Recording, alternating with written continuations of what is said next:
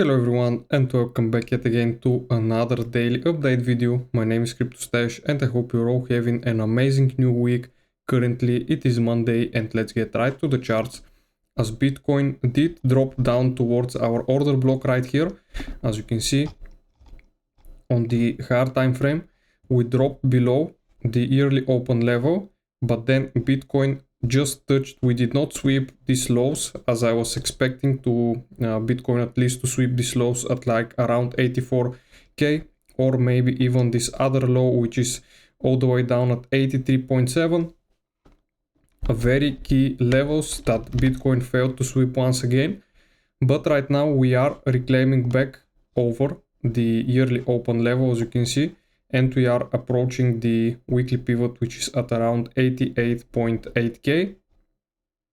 So if Bitcoin manages to reach the weekly pivot, we could consider a rejection from here, or if it manages to get above it, then we could consider the weekly R1 as a target, or maybe this high right here this week that we left.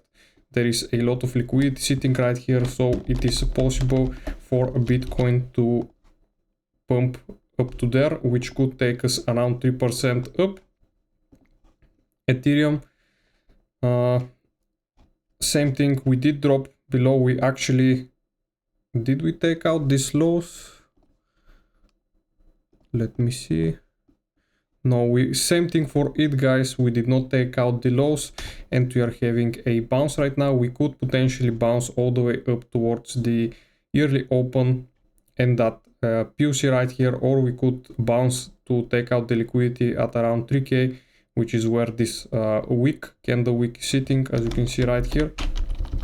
But also we have not taken the lows yet for Ethereum. We failed to grab this liquidity. The stock market did open up pretty nicely, as you can see. Basically last on Sunday when the CME charts opened, we saw a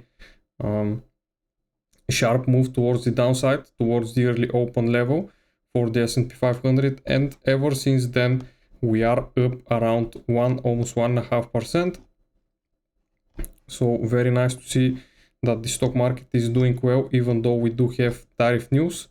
But if we see continuation, that would be great. But as you know, if we start rejecting right here, since like on the 4-hourly we are still kind of looking potentially bearish, unless we break through this level, which actually we already have broken out on the Nasdaq from this downwards 4-hourly chart. So if we can see price keep up with this momentum to the upside, we could potentially invalidate, as you can see right now, this downwards momentum, and we could continue for higher price targets, potentially target the all-time highs for the S&P 500, for the Nasdaq, and the all-time highs, same thing for the S&P 500, which are just like 0.5% away, if I'm not mistaken. They are exactly 0.7% away. Solana, on the other hand, as you can see, is struggling currently at the macro value area low, below the weekly pivot, and currently remaining just below the yearly open level.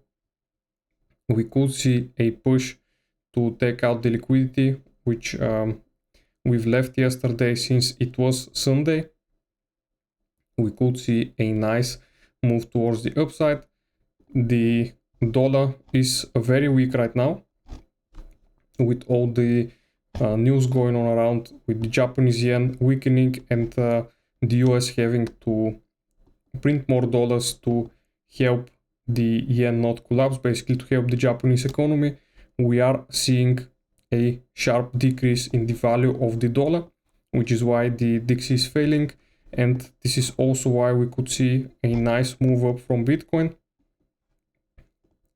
Same thing for the stocks. They don't like strong dollar, so if the dollar is weak, the stocks could also rally once again towards all-time highs.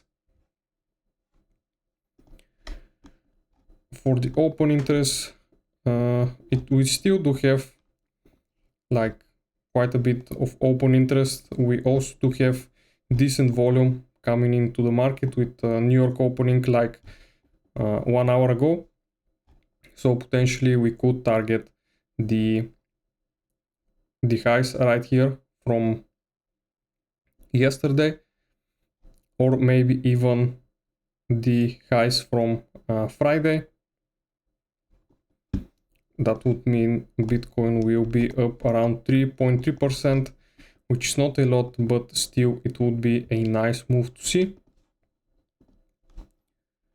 Potentially flipping this failed resistance back into support, but that would take a while. As you know, we first need to potentially grab, as I said, the liquidity of this week right here that we had.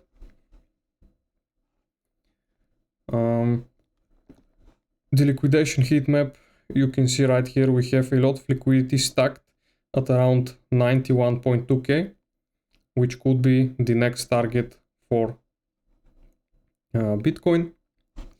Fear and greed index remaining, actually it is lower, it is sitting at 29 right now in the fear zone. Spot ETFs, we don't have any data for today. Long versus shorts ratio, we do have overall more shorts, as you can see right here, which is also another possibility why we could have a squeeze towards the upside. We are actually currently testing the weekly pivot as we are talking right now, and if we see a breakthrough, we could potentially see higher targets. Stock market currently rejecting, as you can see right now, but Bitcoin is having a nice move.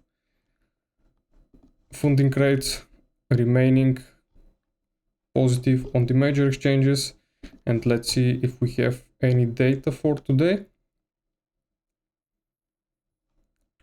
We do have Trump speaking, and other than that, we do have like the SEC chair speaking, but I don't think that will be very much affecting the price action for today.